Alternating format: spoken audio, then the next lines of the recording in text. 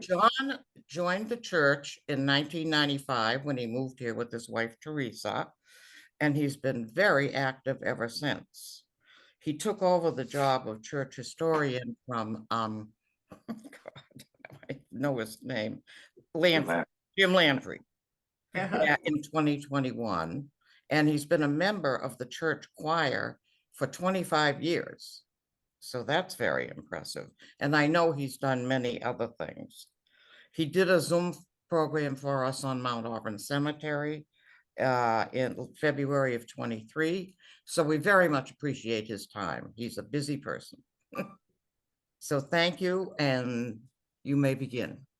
Okay, well, thank you, Pat, very much. And thank you all for joining on to hear about a topic that I find fascinating because it really combines three topics I love: the history of Boston, or the history itself, the city of Boston, and Unitarian Universalism. I will be drawing primarily on this wonderful book, The Boston Religion, and I need to call out Vicki Livermore, who first alerted me to it and gave this copy to the church library. I'll be sharing a lot of my own photos, but also others that I've drawn from many other sources that I haven't meticulously credited here, and I will need to do that if I go forward any further with this presentation. I think this book is a great survey of the physical presence of Unitarianism in Boston in the 19th century, and it brings a loving and a critical perspective to our tradition in our modern tradition of Unitarian Universalism, which is certainly derived from, but I think in important ways quite distinct from this earlier 19th century tradition. So there's quite a lot and to cover. So Mark, why don't you put forward, and I'll start with just one slide about the European origins of Unitarianism, because that's not really the focus of the talk today. Mark, are you able to jump forward? One more slide. So many who try to tell the story of Unitarianism look to the ancient roots of our faith in antiquity or medieval Europe or England. And there certainly are several very important figures that are worthy of study, including the Bishop Arius of Alexandria, Michael Servetus, the Spanish theologian, Franz David, the Transylvanian preacher, and John Biddle, English educator, schoolmaster. They were all heroic figures. They all faced prison, exile, and or execution for standing up for unorthodox views in the face of conservative church or government power. But that's all I'm going to say about any of them. And Mark, if you can jump forward, I'm going to shift the focus to a different and almost entirely unrelated strand of Unitarianism that started right here. And by right here, I mean not just in America or New England or Massachusetts, but really right here in the modest-sized town of Boston in the late 18th and early 19th centuries. It was in the 1730s that the revivalist preacher Jonathan Edwards ignited the so-called Great Awakening across New England. And his goal was to draw audiences back to the old-time Puritan religion with his hellfire and brimstone messages about sinners in the hands of an angry God. Edwards attracted a large following, but he also provoked an opposite reaction. And at that time, in the 1740s and 50s, there emerged congregational preachers in Boston, like John Mayhew and Charles Chauncey, who were skeptical of the emotional excess that Edwards provoked and who rejected his message. And they began to develop a very different message rooted in the values of the Enlightenment, reason, freedom, tolerance, respect for rights, that were shaping the movement that would soon lead to the American War for Independence. So Mark, if you could jump forward. Boston, here's a map of the city or the town in the 18th century, is often called the cradle of liberty. And although it took a period of several decades, this spirit of liberty spread in both the pulpits and also in the pews of Boston's self-governing congregational churches. Congregationalism was by a wide margin the largest religious denomination in 18th century Boston. And while all of the city's congregational churches had had Calvinist preachers in the early part of the century, by around 1790, when the new American nation was operating under its new constitution, 8 out of the 9 of the congregational churches were liberal leaning and Unitarian in spirit, if not yet in name. Now let's jump forward another slide, Mark, please. And I'll talk about some key events in the early 19th century. It was in 1805 that a congregational minister with liberal views, Henry Ware, was appointed to the influential post of Hollis Professor at Harvard College. And he began to offer courses of study that would soon launch the Harvard Divinity School. William Ellery Channing, pictured on the right, who was the beloved minister of the Federal Street Congregational Church, would formulate the clearest statement of the Unitarian position in his landmark sermon, the Baltimore Sermon of 1819, at the ordination of Jared Sparks. But perhaps the most consequential development was a decision in 1820 by the Massachusetts Supreme Judicial Court. And I'll try to explain this. I'm glad to see Howard and Doris are here, and you can correct me when we get to comments. But this involved a lawsuit brought by liberal members of the Congregational Church in Dedham against their conservative Calvinist fellow parishioners. A majority of the church in Dedham had voted to install a liberal pastor, but the Orthodox Calvinists objected to this choice. So they left the church and they took the silver used for conducting communion services with them. And the liberal church members sued to recover it. So the court's decision was that as a self-governing church operating under the principle of majority rule, they were entitled to get back the silver as well as the entire building, the liberals, that is. So as a result, the church split, and the Orthodox members had to build an entirely new congregational church across the street that you can see on the right side of the image that remains affiliated to this day with the United Church of Christ. So the refrain of the Orthodox for many years afterwards was that our Unitarian neighbors kept the furniture, but we kept the faith. The religious liberals decided they would start wearing the badge of Unitarian as a badge of honor and not of reproach, as it had been originally intended against them. Now, one other step that the Dedham Unitarians took was to move the entrance of the church from the north side to the west side of the building, facing us, as you see in the picture, so that they wouldn't have unpleasant run-ins with their former fellows as they left church on Sunday. Now, the silver remained hidden and was never actually returned until the 1960s, when it was donated to the Dedham Historical Society.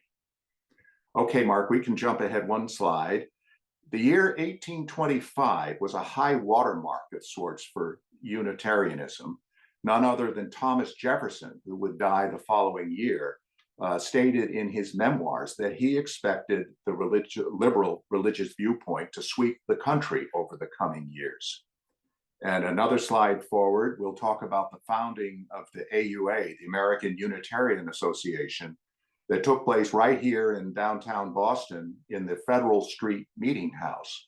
The original building you can see up in the upper left of this slide, on what was then known as Long Lane. And this was the building where the Massachusetts delegation met and ratified the United States Constitution in 1788.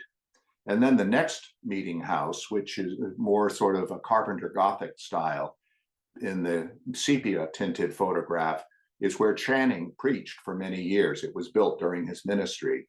And that's where the actual AUA formation meeting took place. Today, that site is occupied by the Bank of America building, and that's where you can see this plaque. Mark, if you would, to the next slide. Finally, the year 1825 seemed very auspicious for the new denomination here in Boston, because not only the President of the United States, who was a local boy, John Quincy Adams, the governor of Massachusetts, Levi Lincoln, and the mayor of Boston were all Unitarians, Josiah Quincy.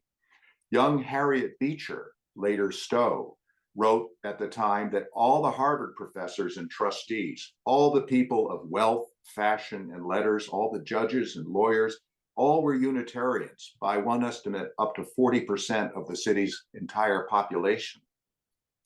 Now, the church's headquarters would be established literally right next door to the State House on Beacon Hill, which was certainly a visual symbol of its power and influence. And if we could go forward now, as Unitarianism gained all this wealth and power and prestige and literally became the establishment, it was still the established church, of course, at this time, it began to be challenged on its other flank by the emerging transcendentalist movement. So a new group of radical thinkers, philosophers, and writers emerged in the 30s and 40s, and their foremost representatives included Unitarian ministers Ralph Waldo Emerson and Theodore Parker. And they pressed the idea of innate human goodness and possibility rather than human depravity. They wanted to pull the Unitarian Church even further from its tradition-bound roots and emphasis on biblical Christianity and worship of the person, the mythic God-man of Jesus. Instead, they advanced a message that Jesus was one of us, a fully actualized human who pointed us to the truth rather than literally embodying the truth himself. These transcendentalists wanted a living church that advanced social causes such as the abolition of slavery, women's rights, better public education, and a deeper appreciation of nature.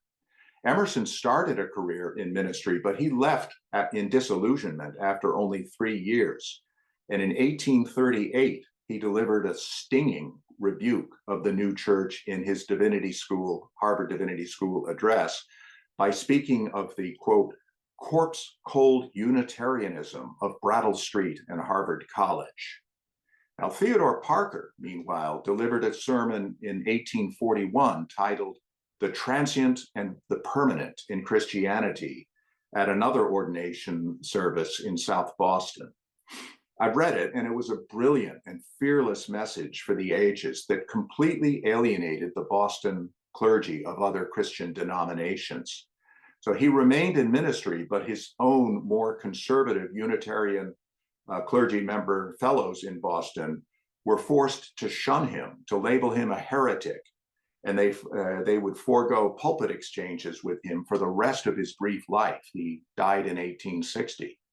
But Parker did become wildly popular with the people of Boston, and he deserves to be more closely studied today, I believe. Mark, if we could jump forward. Now, over the next few decades, the conflict over the slavery issue would intensify across the country. Here in Boston, it created painful and awkward divisions within Boston's Unitarian churches. We like to remember the bold abolitionists in our tradition, like William Lloyd Garrison. But the fact is, the Unitarian churches were quite divided, and many ministers timidly walked a fine line between their parishioners or stayed silent on the issue. Boston was home for the textile industry and sugar refining, and these were operations that depended critically on raw materials supplied through slave labor. Many Boston churches depended on the wealth of patrons who benefited from this practice, as we in our church in Belmont well know from our recent closer study of the Atkins family legacy. Congregations were often split over issues such as enforcement of the fugitive slave law. When Frederick Douglass visited the city to speak out against slavery in 1860, he was at first shouted down and silenced. Now, apart from the influences of transcendentalism and political turmoil that brought about the internal division with the church, Mark, why don't we go forward now?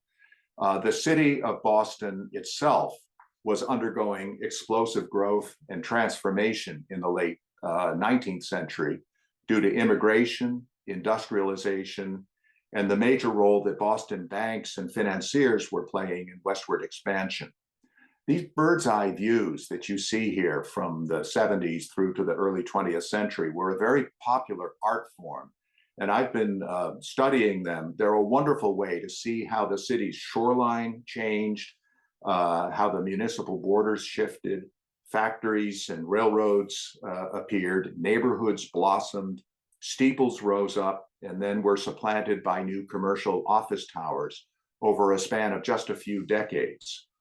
But all the while, after the Civil War ended, the huge footprint of Unitarianism slowed and then shrank, first in relative terms and then in absolute terms. Peter Richardson's book traces the history of more than 75 buildings that housed Unitarian congregations and worship through the 17th century, both parishes and numerous chapels. But of these, only 7 or so survive. Let's go to the next slide, Mark, if we could. What became of all of these physical places? I can't begin to tell 75 stories in an exhaustive and disciplined way, as Peter has done in about 250 pages. So I plan to take a more sweeping approach and tell the story of 4 groups of churches and their fate. So first, there are the survivors, 7 or 8 active UU worship communities that remain in today's city. Then in the second group, there's a number of landmark buildings that have disappeared without a trace. In the third group, there are several notable buildings that still stand, but they've been adapted for other uses. Sort of, I think of the way hermit crabs occupy shells left behind by other mollusks. And fourth and finally, we're going to take a tour around Boston to see a group of about a dozen former Unitarian churches that have become homes for new worship communities and that reflect dynamic changes in our city's religious and ethnic makeup. So, Mark, if you would, to the next slide. For starters, there are 3 surviving UU churches in the heart of Boston. All 3 very nearly border the Common and the Public Garden, so they're quite central. These would be the First Church on Marlborough Street, King's Chapel on Tremont Street near Government Center, and the Arlington Street Church, which moved from Federal Street to its new location in the late 1850s as Back Bay development was just kicking off. If Nicole Bernstein were on this call, she would surely remind us of a 4th UU community, and that's the Community Church of Boston in Copley Square. It's a small group that was actually only formed in the 1920s on a non-denominational basis. And it meets in sort of a storefront upstairs from the block facing Copley Square, actually very close to where the second church had been for a number of years. And it only became affiliated with the UUA in the 1960s. So I put a little asterisk by the community church. Mark, if we could jump to the next slide. I should mention, of course, that Boston has grown dramatically in physical size through the infill of land on its edges and through the annexation of several neighboring towns, Roxbury, Dorchester, Hyde Park, Brighton, Charlestown, and East Boston were formerly separate towns.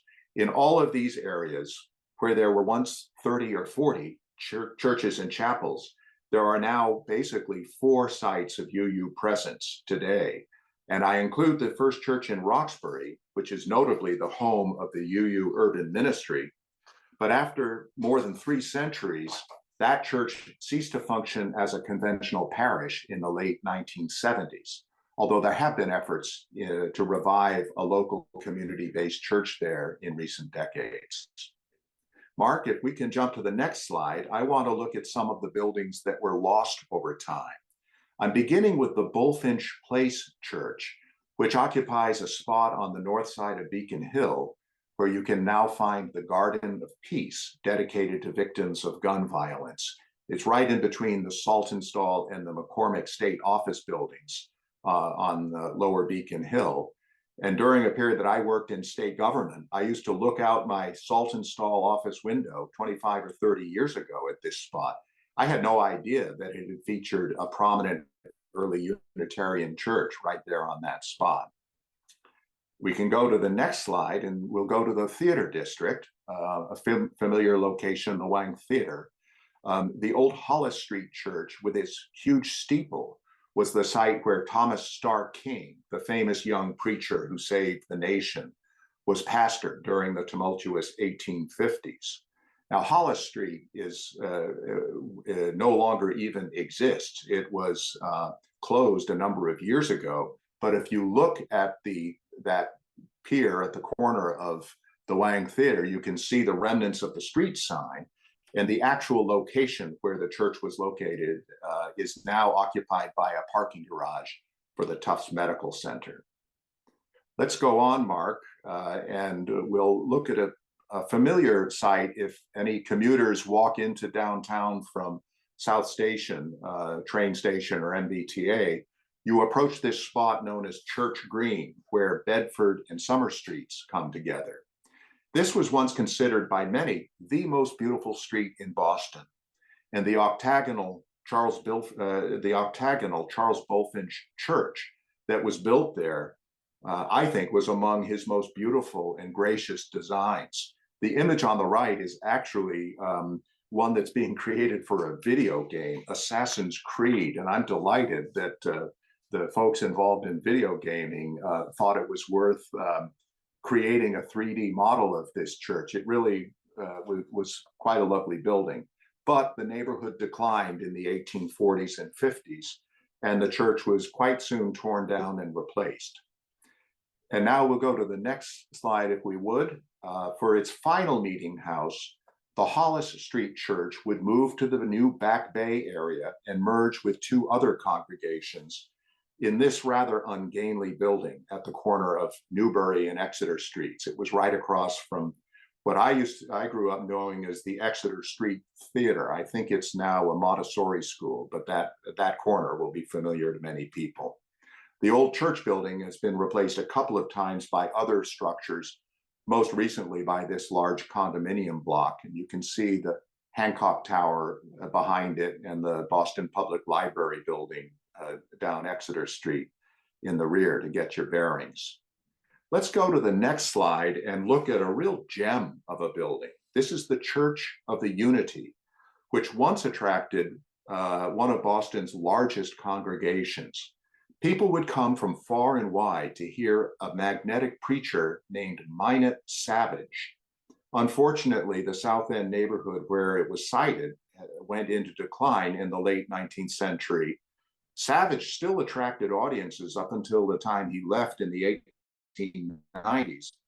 But when he did, there were very few local residents interested in attending and supporting the church. And so it failed within just a couple of years. And this beautiful building was demolished after less than 40 years of existence. So those are the lost buildings. And now, Mark, if we go to the next slide, we'll start to look at some buildings that you may have seen or walked by or driven by, but not recognized as former churches or specifically Unitarian churches. This is the Theodore Parker Memorial Hall building. It was built in Parker's memory and opened for worship in 1872, about 12 years after his death. It ended up serving as a house of worship for less than 20 years, I think about 17 years it looks like. And then it was closed and began to find other uses. There was a fire there 50 years ago. The space has been redeveloped for condominiums. But if you are wandering by and have any needs, there is a 7-Eleven convenience store on the ground level on Berkeley Street. Next, we'll go to the old Church of the Disciples, which is also in the South End. And it was started by James Freeman Clark, one of the leading 19th century Unitarian ministers who favored a new, more congregation-focused model rather than the minister-focused model of the church. I mean, you get the sense that the ministers of the era were celebrities and hundreds of thousands of people would come to hear them. And I think there was much more emphasis on the sort of being an audience rather than to an active participant. And Clark wanted to change this model. He supported the idea of free pews and voluntary donations rather than the old system of pew rentals that caused so many Unitarian churches to stagnate over time. The church was also led for many years, I've learned, by Charles Gordon Ames, who's the author of the famous Congregational Covenant that was once used by ourselves and a great many Unitarian churches, although much less so in recent decades, and it's the covenant that we are currently reconsidering. This church moved to a new location that we'll be visiting in a few minutes, The building was sold, and later it found use as the Concord Baptist Church, which was a historically Black church in the Progressive National Baptist Convention. More recently, this building also has been redeveloped for housing.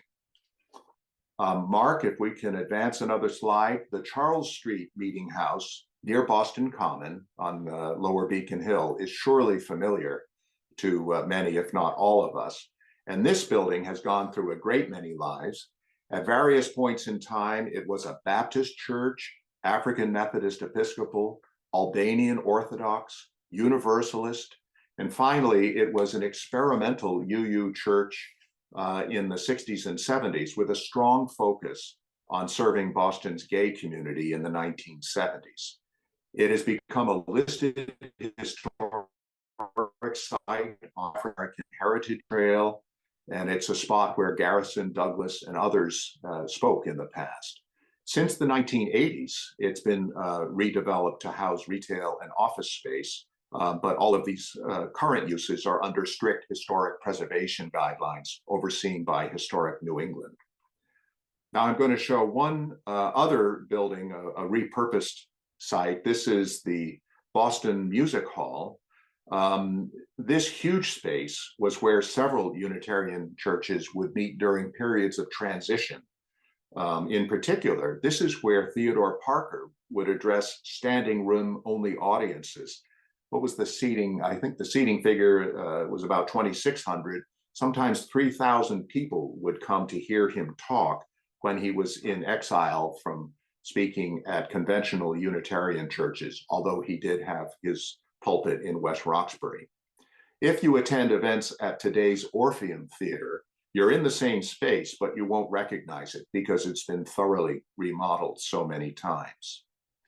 So now I'm going to shift, and we'll, in the following section, we'll be talking about a series of Unitarian churches, and in one case, a Universalist church, that are now inhabited by new congregations in other faith traditions. I'll have to move briskly to cover the territory, and I thought about how to organize it, and I hope that you're sort of geographically oriented, because I'm going to be doing a counterclockwise circular tour of the city, starting in the North End, going out to Alston, Brighton, down to Dorchester, back through South Boston. So that's how to orient yourself as we go through this. We're going to start, Mark, on the next slide, and let's head to Mike's on Hanover Street for a cannoli, and you will surely recognize St. Stephen's Catholic Church if you have gone to the North End, as our family often does over the years, for a great Italian meal. And this was a famous Bulfinch church that was originally the New North Congregational Church and became Unitarian in spirit after 1813. Now, the immigration to Boston was ongoing in the 20s and 30s, greatly accelerated with the Irish famine in the 1840s, and the area began to be transformed, first with an Irish population, later Italian population, which really was the primary character of the neighborhood right up until recent times, although that has begun to change in recent years. Now, from the North End, we're going to head over to the West End, behind the Mass General Hospital complex. And there, if you've been back in that neighborhood, this is, if you lived here, you'd be home now, that neighborhood behind the hospital.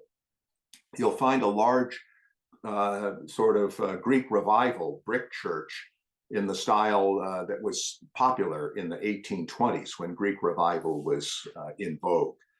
It was built to serve the 12th Congregational Society, comprising Unitarians living in the West End, because the nearby West Church on what's now Cambridge Street was filled to overflowing. However, within a short period of 30 or 40 years, attendance at both churches fell, and the composition of the neighborhood was rapidly changing, and first one and then the other failed. As Irish immigration surged, there was a need, urgent need, for a worship space, and this provided a ready way to meet the need for a Catholic worship space in the West End. The interior has been redecorated, but still it has the general frame of an old style congregational meeting house, as you can see from the picture. Let's go to the next slide, and we're actually walking about 4 or 5 minutes, very close, 200 yards or less, to Old West Church on Cambridge Street. This is a very important historic landmark.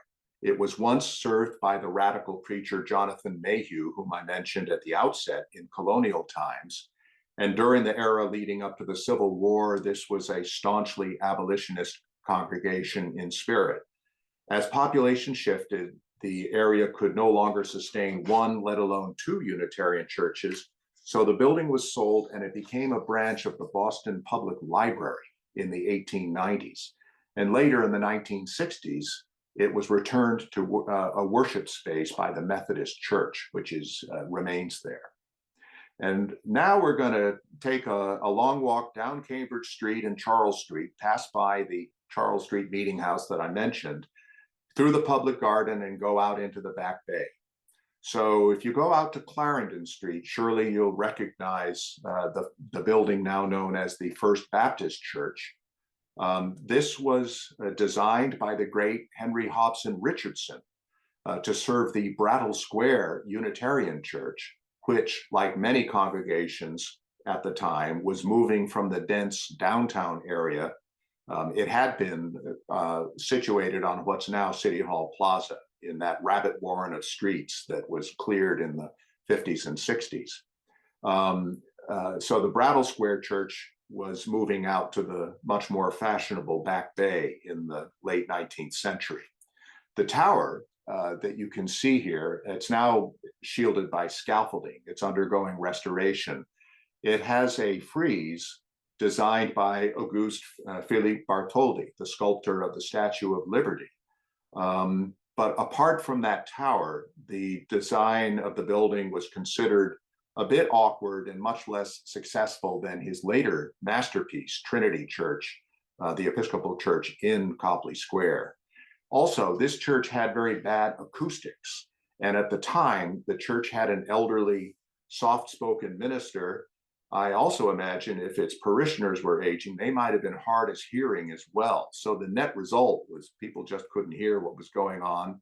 And the church failed within a very few years. I think if the building was completed around 1875, I know it was sold in the early 80s, but I don't think it lasted more than 2 or 3 years. It has been used as a Baptist congregation ever since. Okay, now we're going to meander across into the south end of Boston. This is on Union Park Street, just a block or two on the north, to the north of the Holy Cross Cathedral on Washington Street. And this building is now St. John Baptist Greek Orthodox Church. It was formerly the site of the South Congregational Society, and it would later be among several churches that merged to form the so-called Hollis Street Church on Newbury Street, of which we've previously spoken. In the picture on the right, it's interesting to see that the interior walls of the church have been decorated with very intricate Byzantine-style iconography. But again, like St. Joseph's Roman Catholic Church, the overall design does show the original bones of a traditional New England meeting house. Okay, now we're going to come back into the Back Bay and go out Boylston Street to that short stretch that links between Mass Ave and the Fenway. And there's, I think, one of the most interesting churches on the tour. This was actually originally a Universalist church, the Church of the Redemption, that was built by the Second Universalist Society in 1925. So this was actually Hosea Ballou's old congregation. And the church is of a very beautiful French Gothic design with stone vaulting, some lovely stained glass, and elegant tracery. So it's a wonderful building, but the timing of its construction was terrible. The church took on a massive debt for a rather extravagant project, and then the Depression hit. Membership fell off and the church closed in 1935, and merged with the First Church Unitarian in what was really a foreshadowing of the UU merger of 1961. I think it was quite natural for a building of this style to be adapted to become a Catholic worship space. And it first served for a number of years as a chapel for nearby St. Cecilia's Church down by the Sheraton Hotel. And then in 1944, it was rededicated as a Eucharistic shrine and also a center for service to Catholic students at the many nearby colleges and universities.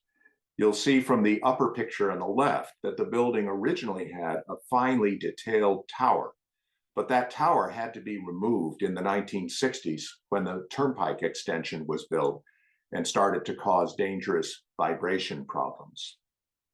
Okay, Mark, if we could to the next slide, we'll continue out to the Fenway neighborhood, where we come to an interesting building at the corner of Peterborough and Jersey Streets that today serves two religious congregations. It's the Boston Temple for Seventh-day Adventists and also the only Boston home for the Conservative Anglican Church of North America. This building was constructed in 1905 when the neighborhood was brand new. You can see there's nothing around it at the beginning, but the Fenway area, and it served the Church of the Disciples, of which we've spoken, but the area declined during the interwar years and it couldn't support the church. So the church closed and merged with Arlington Street in the early 1840s. Now let's head over to Audubon Circle. And I imagine you recognize this church along Beacon Street at the border with between Boston and Brookline to visit what I think is one of the city's most beautiful and certainly historic church buildings. The Second Church of Boston was Ralph Waldo Emerson's old pulpit, and it had 8 locations over an existence of 3 centuries as an independent parish. This was its final building. It was designed by Ralph Adams Cram. Cram was a skilled and well-studied specialist in churches of authentic Gothic design. Best known work would be New York's Cathedral of St. John the Divine.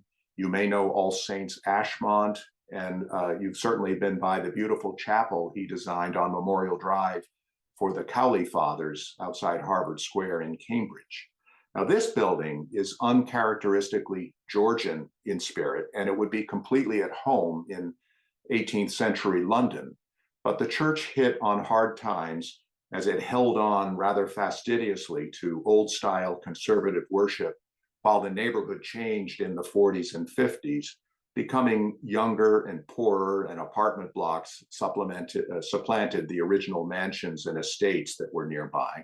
Ultimately, the second church merged with the first church, which I think is properly known as the First and Second Church in Boston. Okay, now we're going to head out to Brighton. And if you have gone from Cambridge toward Cleveland Circle along Chestnut Hill Avenue, you would have passed this English style country style church that now serves a Buddhist community as a Buddhist community center. And this was the second meeting house of the Unitarians of Brighton. It was located away from the heart of Brighton on Market Street, where the first church had been, in an effort to try to attract new members from the surrounding neighborhood, just developing quite an upscale neighborhood at the time. Unfortunately, the strategy didn't work, and indebtedness from the building overhead eventually sank the church. It was used as a Masonic lodge and then became the Buddhist Center in the 1980s. Okay, we're going to skip over Brookline, a town that resisted annexation and remained a separate town, and that does have its own thriving UU church today. We're going over to Dorchester to visit the former Christ Church Unitarian, which is actually a community that Victor Carpenter once served as a student minister. Several of our ministers have been at several of these churches, but I was talking with Kathy, who certainly told me about Victor's days at Dick Street. So the streetcar suburbs of Boston had a number of churches in the early 20th century in Dorchester, but all of them gradually merged or closed over the decades And this church near Fields Corner survived into the 70s only with the support of a mortgage loan from the UUA. So it did eventually close. The proceeds from the sale were returned to the UUA, and it has become a Bethel Hispanic Seventh-day Adventist church, which is a change of ownership that reflects both changes in American Christianity and in the composition of the population of Boston. Okay, now we're nearing the end of the tour. We're going to go up into South Boston and visit a church building on East Broadway in the Ruskinian Gothic style, sort of the same spirit as Memorial Hall and at Harvard University, that was formerly a church for the same congregation to whom Theodore Parker delivered his infamous heretical sermon back in 1841. Now, this church was financed through a large, complex trust, nominally for the benefit of a church of the Orthodox Calvinist persuasion. And the arrangement proved very contentious to unwind in the 1950s when attendance fell off and the church closed, and it ended up closing its doors empty-handed. The building became the Cathedral Church of the Albanian Orthodox Church in America, and I have a picture there from the cathedral's website. And I thought it would be very interesting to see how Theodore Parker would react to the elaborate ancient rites and ceremonies of the Eastern Church that are now celebrated there. So that is a fascinating reincarnation of a building. And finally, as we near the downtown in the Seaport District, just behind the Convention Center, we find the site of St. Vincent de Paul Roman Catholic Church. This is an interesting story. I'll try to tell briefly. There was a Unitarian congregational church built in 1821 out of giant rough-hewn granite blocks in the downtown area at the head of the same wharf where the Tea Party ship had been moored in 1773. But by the 1840s, as the neighborhood changed, this church failed. The building was sold and it was converted to Catholic worship from the 40s through until the time of the Great Fire of 1872. So the church was left in ruins, but the parishioners took apart the old church block by block. They moved the blocks to South Boston and reassembled them into this new church of a somewhat different design. Now, St. Vincent's closed a decade or so ago when it was found to be structurally unsafe. And today there are on-again, off-again plans to convert it into housing. So let's just go to the next slide. And I've pretty well completed the tour and used up most of our hour. And it would take a much longer time, several hours, to discuss some of the lessons and insights that are contained in Richardson's final chapter, in which he seeks to understand why the Unitarian Church of the 19th century, after such a fast and strong start, endured what he describes as a collapse, all within the short span of a century. And I want to present a few of his concluding thoughts, laced with a few of my own. So he perceptively notes, I think, that the strengths of the Boston religion were also its greatest liabilities. And he spends several pages describing these strengths and how they cut both ways. For example, how our embrace of openness, tolerance, love of freedom sometimes lead to an inability to forge consensus and to act in a unified fashion. Or how our optimistic view of human nature and the belief in inevitable progress, as James Freeman Clarke used to describe it, onward and upward forever. This belief in innate goodness and progress has certainly been belied by the disillusioning experience of humanity in the 20th century, with the brutality of 2 world wars and impoverishment brought about in the around the world by competitive imperialism. Congregational polity as a form of governance can be very effective when the congregation's members are active and committed, but it can be disastrous when members shirk their responsibilities of self-governance. And finally, there was this perception that the church's main original constituency comprised the elite of education, culture, wealth, and power. Whether that's true or not today, there is a lingering perception problem that frankly has alienated many who live outside of this small circle of privilege. We would have to agree that it has made it difficult to attract a large number of Americans who are rational thinking, scientifically oriented, and spiritually hungry, but who have been turned off by our church's exclusive reputation. Perhaps you might remember there was a branding campaign in the UUA about 15 or 20 years ago that labeled us the uncommon denomination.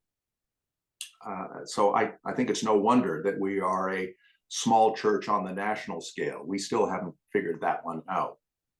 Now, Richardson notes a number of other factors. Some of them relate to events specific to the city of Boston, its pattern of development, of immigration, of outmigration to the suburbs, where there are a great many thriving Unitarian Universalist churches. Some of the events relate to bad luck, bad or unlucky siting decisions for church buildings, bad financial planning by congregations, too many churches' persistent use of the outdated model of pew rentals that went on for too long in the face of social change. But there were other factors that he cites that relate to major cultural shifts in America. He describes an interesting fever of spiritualism that swept over the country after the ravages of the Civil War robbed so many families of their sons and husbands. People would go to seances to get in touch with their deceased relatives. And there was the rising Anglophilia in the country in the late 19th century that led a great many wealthy Unitarians to shift their allegiance to the Episcopal Church. I already mentioned the internal divisions within the church due to the influence of its transcendentalist wing. So there's a lot more to digest in this concluding chapter, but my overall reaction, and now I'll offer some of my own thoughts, as I study this book and this period of history, is we really do have a magnificent history to draw on, but it feels in many ways like the history of another church entirely, a fossil church from the past. I talked at the outset about the early Unitarians in the old world of Europe who experienced persecution for advancing their views. And by comparison, the shift toward Unitarianism in America, specifically in Boston and Eastern Massachusetts, where it was concentrated, this shift emerged as a matter of consensus in both the pulpits and in the pews. And it was strongly influenced by our historic congregational pattern of self-governance and the independence of individual churches that had been established through the congregational Calvinist tradition going back to the Pilgrims and the founding of the city of Boston or the town of Boston as a city on a hill with Winthrop in 1630. Now, thanks to the SJC decision regarding the Dedham Church that I mentioned, many of these established and church tax supported church properties almost dropped into the laps of the Unitarian congregations without a real struggle, kind of like apples falling from a tree. And I've actually begun to wonder whether this process may have been to the long run detriment of our movement by leading later 19th century Unitarians to become complacent and to devalue their inheritance. So today's Unitarian Universalist Church has become a smaller institution. It is, or I think at least it certainly should be, much humbler than our forebears from 200 years ago. The move of our headquarters away from 25 Beacon Street to the Seaport District a few years ago is a very visible symbol of our move away from the heart of political power. But I think today's church, in it, we hear much more clearly, at least the aspiration to be bold, open-minded, and strongly oriented towards social justice.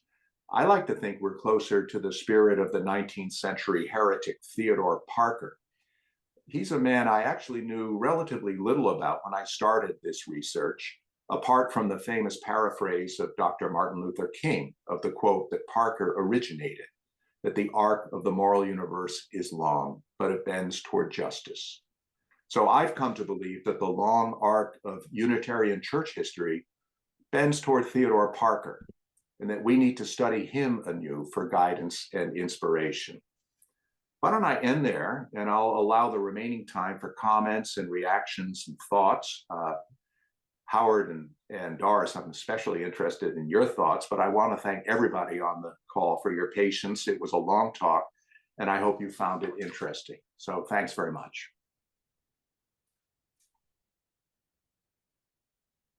Hey, Jim. Terrific presentation, as always. I really liked it a lot. I just have 3 points to bring up. Historically, John Quincy Adams never called himself a Unitarian. And everybody says he's a Unitarian president. I read an entire book about him, and he did not take that title. They in fact, all of the Unitarians, they considered them, it was a Unitarian movement within the Congregational Church. So I don't think he considered himself a Calvinist. He considered himself a Congregationalist. He attended the church in Quincy with his father and probably sons and so forth. But anyway, and I have, fortunately, have a copy of the book. I've certainly not read about all 74 churches, but the introduction raised something that almost knocked me off my seat. That John Hancock was a Unitarian at the Brattle Squares Church, and even was the chair of the building committee there. So the person who signed his name, the biggest on the Declaration of Independence, is a Unitarian, and I don't think very many Unitarians know that. No. And a third point, I saw that at least 3 categories where churches dissolved.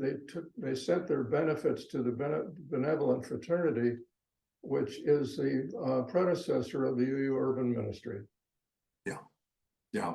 The UUUM. What year was the UUUM? I don't know this, and perhaps some on the call. Victor used to talk about the Ben Frat, and I think as late as the 50s, it was still known by that name and became the Urban Ministry. Into the 70s, Jim Staten was our representative to the Ben Frat. Yeah.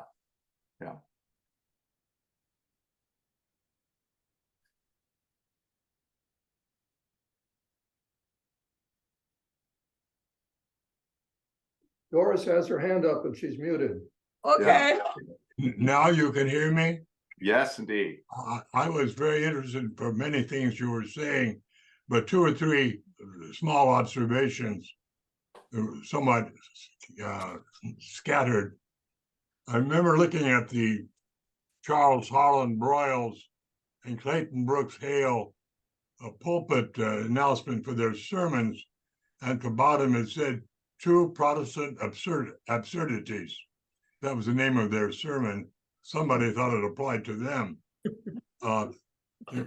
Tufts University could be considered, I suppose, according to Peter Richardson's analysis of things, both a success and a failure. I would consider Tufts an enormous success but I would think 1 out of 1,000 people at Tufts realize how universalist it was until fairly recent, into the 20s, when required chapel attendance was involved. So in a way, Tufts is a wonderful illustration of the wonderful breadth of universalist teaching, but it's lost its savor. I remember reading, being interested at the Church of the St. Clement's there off of Mass Ave near the Fenway. The congregation sold it for 10 cents on the dollar. And it was a church the eternal redemption or some such, and you could take a card and you could find out how many years you would have to spend in purgatory if you said one type of prayer, another type of prayer, you got 40 years off. It was very meticulous. Well, those are the kind of odd ad hoc ideas that came to me in what I consider your very, very interesting presentation. The other small remark, the second church in Berkeley Street and the old headquarters where the Theodore Parker Church, but across the street there was Universalist Church, the second church, and the president of Tufts, Minor, was connected there. Go ahead. Yeah. I didn't cover all of the Universalist meeting houses. I was really focused principally, but I thought that this Eucharistic shrine building on Boylston Street was of special interest. And actually, what was the church in between the state office buildings? That was actually built as a Universalist church as well, and became Unitarian after about 15 years. So I think the count might approach 100 if we included the Universalist churches. There is another story to be told about Universalism in Boston. Universalism was somewhat more of a rural religion, and Unitarianism an urban religion, I think. But I'm a Tufts alum, as you know, Howard, and Peter Richardson is actually named Peter Tufts Richardson, as you can see. He's a Tufts alum. And I actually, during preparation for this, I decided as an alum that I would claim the privilege of borrowing at the Tisch Library, the wonderfully expanded library at Tufts University. And I went to see if there was any material on Universalism. Well, there's probably 15, 20 shelf feet of material about Universalism at Tufts. It's the greatest resource that I found. I also go to the Divinity School Library at Harvard, where there's ample material on Unitarianism, but really Tisch Library at Tufts is the best place to study up on Universalism, which is a parallel story that I look forward to digging into more over time. Doris, I want to hear your thoughts. Well, I just was thinking that if Peter points out too, that during that time of development, they never spoke to each other. They were right across the street from each other, the Unitarian Universalists, and they never spoke to each other. They had nothing to do with each other, you know.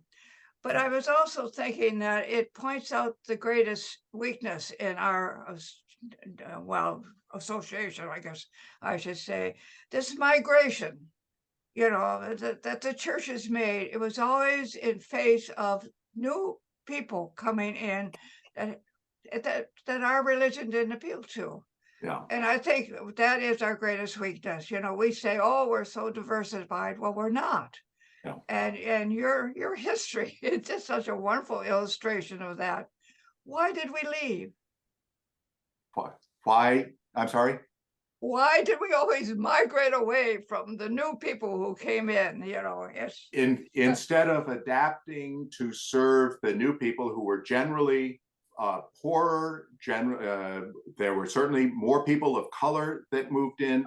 Did we leave? Were they not attracted? There's another strand in Richardson's book that I found fascinating. He talks about, he has a wonderful couple of paragraphs about the idea of a theory of personality that talks about first level, second level, third, fourth, fifth level thinking, kind of like Maslow's hierarchy. And certainly there are a lot of people in the world for whom religion is a matter of, existence is tough. And for a lot of people, religion has become a matter of, tell me, Father, or tell me, Pastor, or Rabbi, or Imam, what do I need to do to stay out of more trouble than I'm already in? And you're right. And I think in our tradition, we talk about how do we find meaning in life, And I think for a lot of people, life is a struggle, and it's hard to attract people to. I think that's a part, and he talks about this, that the cost of being a religious community for, you know, intellectually open seekers and people who are striving to delve into the deeper meaning of life is you turn off the people for whom every day is tough. And how do we bridge that divide? I think it's one of the biggest issues we face. Yeah, you're absolutely right. And the greatest criticism of ministers is that they don't give a thoughtful sermon. Well, maybe that's not the point. Mm-hmm. Mm-hmm. Mm-hmm. So, Pat, I know I took a lot of time here. I hope I haven't exhausted people's patience, but Lanier, I see your hand. Yeah. Am I unmuted? I'm sorry. I'm having to do this on my phone. Okay. This is very much an aside, but I wanted people to know that we have a tangential connection to the community church on Copley Square, because a person who's very involved in that church, I think he was the head of the parish board during a rocky time that they had with a minister. That person is Dean Stevens, and he's the one who goes to El Salvador and the one that I get the coffee from. Any of you, I can't see who's on this call, so I don't know, but some of you probably know about our connection to El Salvador. He's been our link to El Salvador for 30 years, and he's involved in the community church in Copley Square. So I just wanted to mention that. Yeah, great. Right. Pat, one thing I did want to mention is I plan to do this presentation again on Sunday after church, January 7th. And so I do hope if anyone on this call, if you're talking to friends who you think might be interested, I guess there's one service that day, 10 to 11. So it'll be about 11:30. It obviously is going to run, it looks like, about an hour, so people can still get home for lunch. But if you think you have friends at the First Church who would be interested in this, who would like to come, please put in a plug. It'll be in the parlor, and I hope by that time that Ian will have mounted. We have a large, I think it's like a 64, 70-inch monitor that's going to be mounted over the fireplace. And I'd love to tell this story to more members of the congregation, because I do think, and I actually think beyond just this short conclusion, this topic of what do we need to do, or I think the first step we need to take is to understand why so many churches have failed and declined in the past. I think understanding the source of weakness can be an important step toward developing our strengths. And so I would love to tell this story more widely if you can think of people who would like to attend. Mm-hmm. John, Martha Moore's had her hand up. Martha? Martha, you may be on mute. Okay, there, I'm not. Yeah. Thank you. I was struck by the list of reasons, that list that included, each church on its own, foundation, that whole list of things.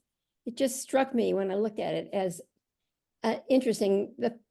These are some of the same things that seem to be creating the failure in our our governance nationally. Mm-hmm. Quite a few of them I think you could talk about. And that's interesting because, we were so foundational to the whole process of becoming established as a nation. So it might be interesting to discuss the, the parallels. That is a brilliant observation, and it prompts me. I mean, as a student of history, I have been interested to observe how, if you go literally back to Mesopotamia and Egypt and come forward, we've seen a series of large empires that lasted for a very long time, followed by large empires that lasted had somewhat greater levels of human freedom and advancement, but lasted for a shorter period of time. So Rome made advances on the ancient, Egypt and Mesopotamia. And then in the Middle Ages, you saw like the British Empire had much more liberty than what went before, but lasted about 300 years. America, we've just lived through the American century. Are we in the future going to look back on America as a supernova among large empires that had the most liberty and the most economic development, but that lasted a short period of time because we were not able to wrestle with these issues that Richardson lists? And it does concern me. And I think you're right. What we experience in the liberal leaning churches is kind of a microcosm of what we're experiencing in the country at large. And I think what's really, being tested in today's world was, Jefferson said, we hold these truths to be self-evident. Do people still believe that these truths are self-evident? Yeah, yeah, I doubt it. that all men are created equal. Yeah. So thanks a lot, Yeah. John. This has been such an interesting talk, and I love the visual stuff and thinking about the city of Boston and its evolution alongside of our church. So it's just great. Maybe I'll come the next time too. Well, Could thank probably you. learn more. Okay, I've loved preparing it, and I'm very grateful that you all wanted to join. So thanks again. Well, we're grateful you prepared it. Thanks. Yeah, I was thinking Victor would have loved this sermon. wouldn't Oh, it? I Yeah. sure would I have. think, I think it is a sermon, John. He would have thought that was the. Yeah, yeah. Not a crazy idea. Maybe sometime down the road, I can boil this down into 10 or 12 minutes. And maybe if Chris ever wanted a week off, and, occasionally we have credos and so forth, I could definitely see doing a talk sort of based on this. I really do think this is important stuff that we all need to be thinking about. Yeah. Yes. Definitely. Okay. Yes, thank you so much. That is fascinating. There's a lot more that you Yeah. know about that we could learn. So thank you, John. Great. Thanks, John. All right. All right. Well, good to see everybody. Take care. You will. Bye-bye.